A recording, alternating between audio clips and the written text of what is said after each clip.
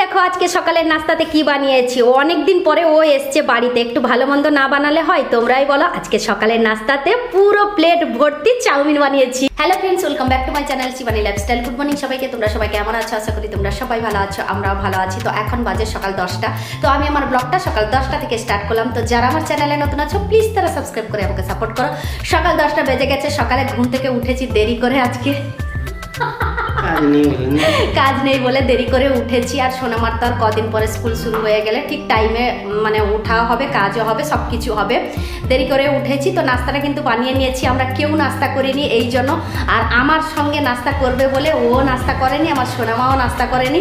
তো জলটাও এসেছিলো নাস্তা বানানোর সময়, জলটাও ভরে নিয়েছি। আর ও আর আমি দুজনেই স্নান করে নিয়েছি, কিন্তু সোনামা স্নান করেনি, একটু দেরিতে স্নান করাবো ওকে।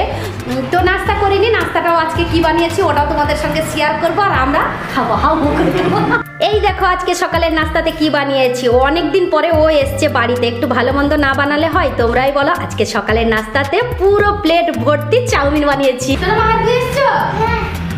হাত ধুয়ে এসছো তুমি?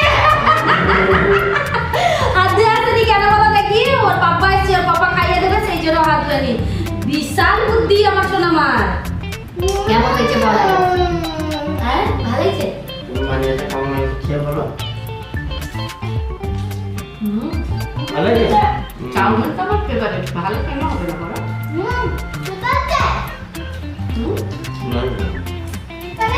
অনেকদিন পর একসঙ্গে খেতে বসেছি, সত্যি ভীষণ আনন্দ লাগে। এইসব মুহূর্তগুলো না অনেক মিস করি যখন তুমি থাকো না বাড়িতে।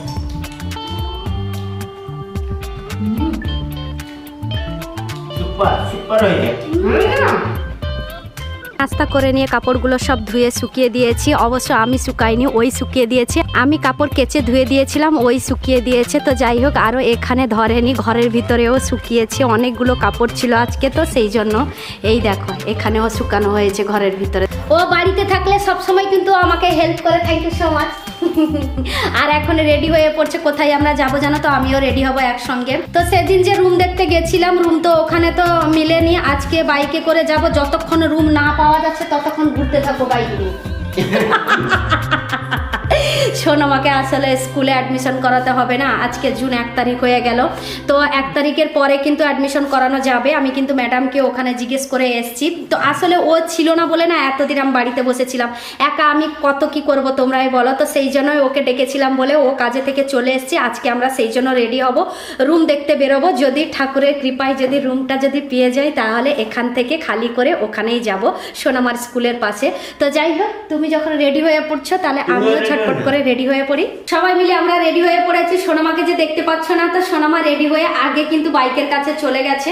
তো চলো তাহলে রেডি হয়ে পড়েছি যখন, বেশি দেরি না করে ঝটপট করে চলো রুম খুঁজতে থাকি ওখানে। চলো।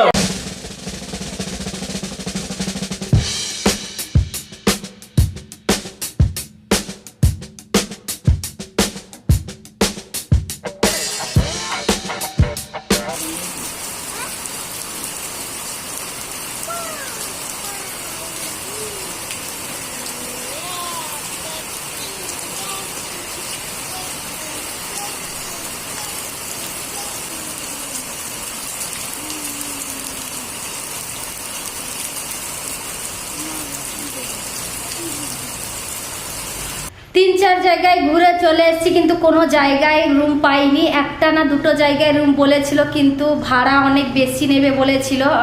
একটা জায়গায় 4000 টাকা আর একটা জায়গায় 5000 টাকা রুম ভাড়া। আর ওগুলোতে অ্যাডভান্স কত লেখা জানো তো? একটাতে 1 লাখ টাকা বলেছে, আর একটাতে 50,000 না 50,000 না 40,000 বলো তো? 40,000 বলেছে। বাবারে বাবা, এতগুলো পয়সা সত্যি কথা বলতে গিয়ে আমাদের কাছে নেই, সেই জন্য চলে এসেছি। তো আর একটা জায়গায় কালকে যাব, যদি ওখানে পেলাম তো ভালো হলো, না হলে আমরা যেখানে আছি সেইখানে থাকবো, না কি বলো? যেখানে আছি সেইখানেই থাকবো। আসলে কি ভেবেছিলাম জানো তো, তো যে সোনামাকে একটা প্রাইভেট স্কুলে অ্যাডমিশন করাবো আর ওরও এডুকেশন একটু ভালো হবে সেই জন্য কি আলাদা রুম নেব আর ওইখানে স্ট্যান্ডের কাছে থাকলে একটু ভালো এই আর কি, সেই জন্যই আমরা ওখানে শিফট হবো বলেছিলাম ওই স্ট্যান্ডের কাছে।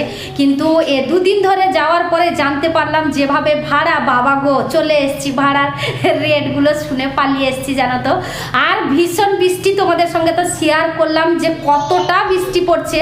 আজকে রেডি হয়েছিলাম পুরো শিওর হয়ে, কিন্তু রেডি হয়েছিলাম যে কোনো একটা জায়গায় রুম দেখে আজকে ফিক্স করে আসবো, কিন্তু আর হলো না। তো যাই হোক কষ্ট মষ্ট করে বাড়িতে পৌঁছে গেছি, বৃষ্টিও পড়ছিল, হালকা হালকা বৃষ্টি পড়ছিল। ওখানে প্রায় 1.5 ঘন্টা মতো বসেছিলাম ওখানে।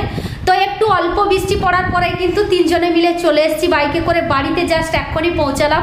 তো যাই হোক আর একবার কালকে বেরোবো অন্যদিকে, যদি সেখানে পেলাম তো ভালো কথা, না হলে আমরা যেখানে ছিলাম সেইখানেই থাকবো, মানে এখন যেখানে আছি।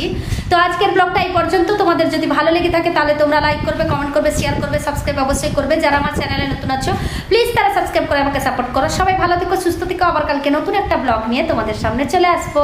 Bye bye. আমার মুখের সামনে বাই।